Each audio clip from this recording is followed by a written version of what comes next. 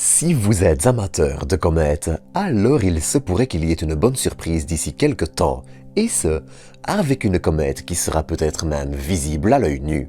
Mais justement, quand et comment l'observer? À quel point sera-t-elle visible? Et, enfin, à quoi ressemble ce petit caillou cosmique? C'est ce que je vous propose de voir ensemble aujourd'hui.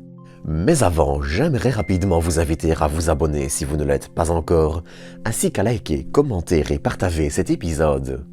Sur ce, je vous retrouve tout de suite pour parler de la comète C 2022 E3 ZTF. Allez, à tout de suite.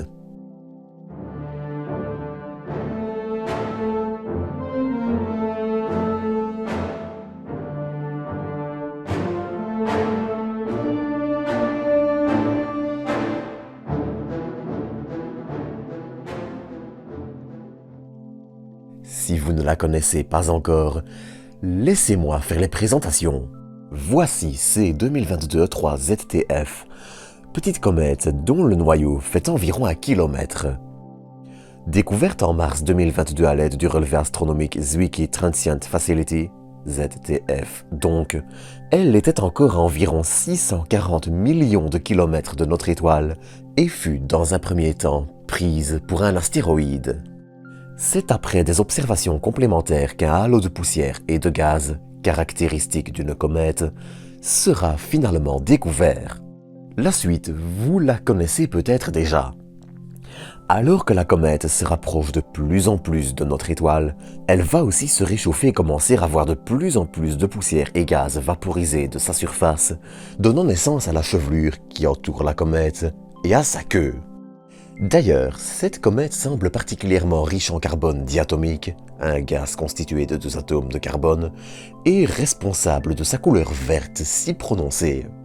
Néanmoins, ces derniers jours, alors qu'elle se rapproche, sa couleur verte semble progressivement s'atténuer.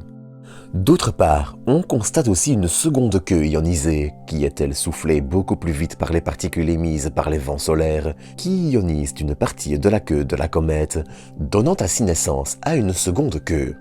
Notez toutefois que ces queues ionisées sont toujours plus discrètes, et qu'il n'est pas question ici de la voir à l'œil nu ou dans un télescope. Ce qui m'amène à son observation. Déjà, il est important de noter qu'elle devrait, d'ici la fin du mois, atteindre une magnitude proche de 5. Bon, derrière ce terme un peu barbare, ce qu'il faut retenir, c'est qu'elle sera pile assez lumineuse pour être visible sans instrument. Notez toutefois que cette condition demande de s'éloigner le plus possible de tout type d'éclairage et d'avoir un ciel dégagé. Sinon, une paire de jumelles ou un petit télescope seront suffisants pour réussir à la distinguer. Dans l'absolu, vous pouvez même la photographier avec le mode nuit de votre téléphone en prenant des pauses longues d'une dizaine ou vingtaine voire trentaine de secondes. Notez toutefois que cela demande un trépied ou de garder votre téléphone immobile afin que celui-ci ne bouge pas d'un cil pendant la photo. Pour la question de quand l'observer, en revanche, je tiens à dire une chose. Sa trajectoire la fera changer de position de façon assez drastique, même si elle restera tout le temps visible depuis l'hémisphère nord. Si pour le moment elle est plutôt observable après 3 heures du matin et près de la constellation de la couronne boréale, elle va ensuite se décaler vers la constellation du Dragon et l'atteindra aux environs du 20, puis de la Petite Ourse et enfin de la Girafe fin janvier à début février.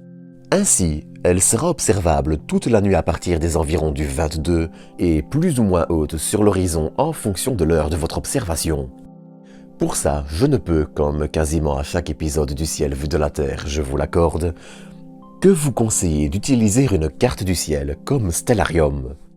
Dans le cas de la version web gratuite, il vous suffit de rechercher l'objet, de régler l'heure d'observation sur l'heure qui vous arrange, et vous verrez plus ou moins facilement comment la trouver.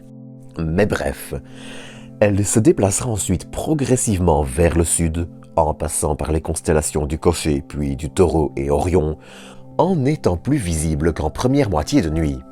Elle deviendra ensuite invisible vers mi-avril, puisque dans un axe la plaçant trop près du Soleil vu de la Terre, avant de revenir d'ici 50 000 ans.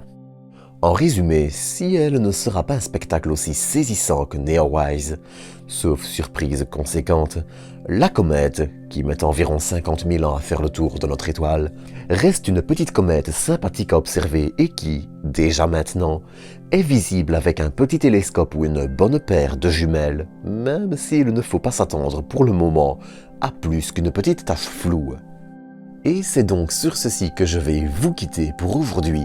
Comme d'habitude, j'espère que vous aurez apprécié cet épisode et je vous donne rendez-vous samedi à 19 h pour une vidéo plus conséquente. D'ici là, prenez soin de vous, prenez soin des autres et à très bientôt pour de nouvelles doses d'espace.